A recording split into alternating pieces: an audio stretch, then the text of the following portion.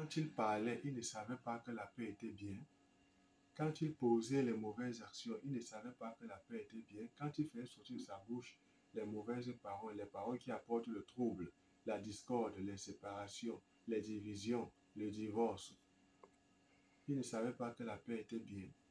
Maintenant, on entend partout, on dit la paix est bien. C'est devenu une chanson, une récitation, une facilité, un refrain. Quand quelqu'un ne veut pas reconnaître qu'il a mal parlé, qu'il a posé une mauvaise action, qu'il a mal agi, qu'il s'est mal comporté, qu'il a eu une mauvaise attitude, il dit que la paix est bien. C'est devenu une défense contre le péché. Donc, on défend son péché. C'est devenu une couverture. On couvre le péché. C'est devenu une façon, une peinture. On dit les tombeaux blanchis. Jésus a parlé de tombeaux blanchis. On prend ce que Jésus a dit, qu'il est le prince de paix. On dit que la paix est bien. Pour chercher la paix,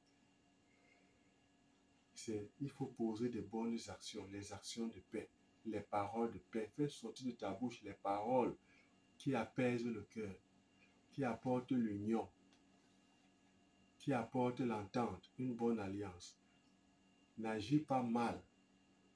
Ça trouble, ça divise, ça sépare. Ça tue, ça empoisonne, ça intoxique.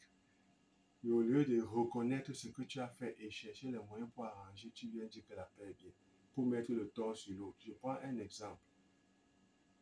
J'étais comme ça dans un restaurant de la place. Quand j'attendais que ma commande, quand j'attendais à être servi, il y a un monsieur qui avait déjà comme ça fini de manger. Il est dans la quarantaine, apparemment. Maintenant, le vendeur lui dit, je n'ai pas de pièces, il n'y a pas de monnaie. Ta commande est de 650 francs.